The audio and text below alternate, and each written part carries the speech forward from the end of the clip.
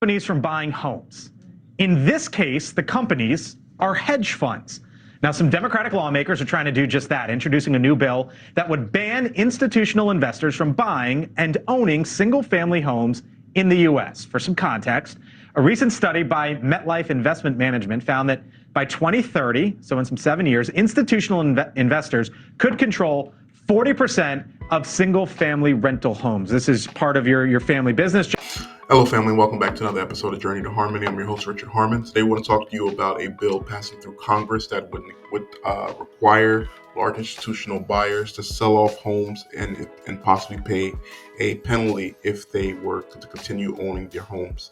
So, this bill right now, which is called the American Neighborhoods Protection Act, it will require corporate owners of more than 75 single-family homes to pay an annual fee of $10,000 per home into a housing trust fund to be used as a down payment assistance for families, according to the Times, which is a great plan overall. Things have been completely out of control over the last 4 or 5 years. Institutional buyers have kind of realized that the opportunity is very great.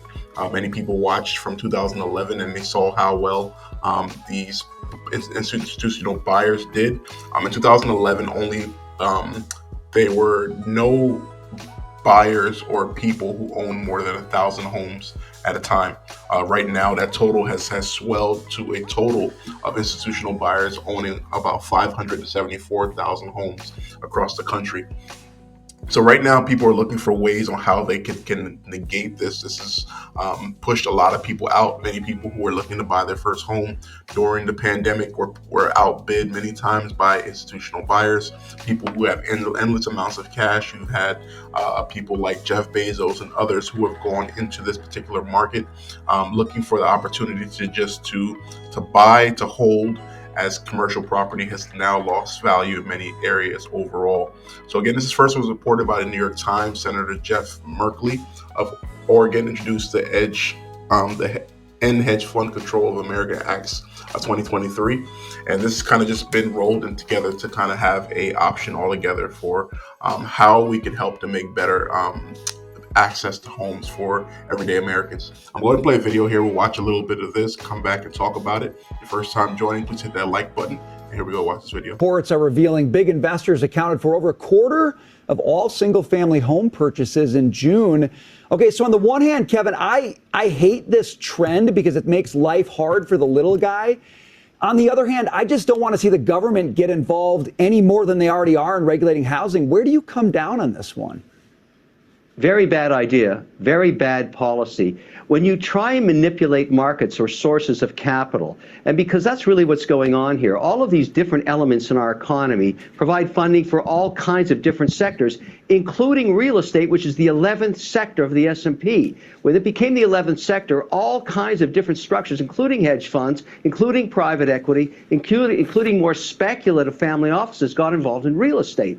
And so to actually decide, well, I'm going to pick this source of funding over this one is not what the government should be doing. I don't care if they're Democrats or Republicans, whoever they are. Stay out of the markets. Let the markets be the markets. That's what is so efficient about our economy. When you let it do its thing, it's the lowest cost of capital with the most liquidity.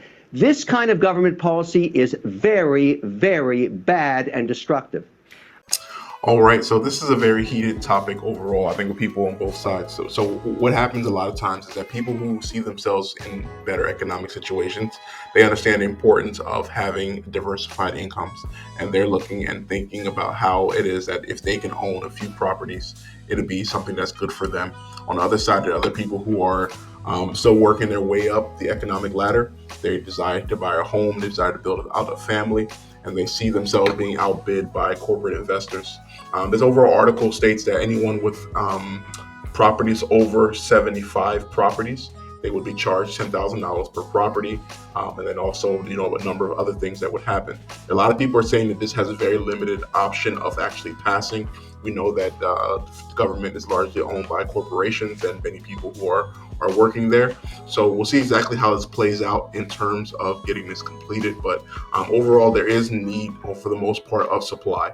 And with that supply comes, there should definitely be caps on how much property someone can build. American Homes for Rent, I believe, has 80,000 units, while another two or three have about $80,000 and $60,000 appropriately as well. And more people are looking to buy and to get into this space right now. There should definitely be a cap. Like there's no reason why one group should be able to own all of housing and then attempt to rent that out to the American people.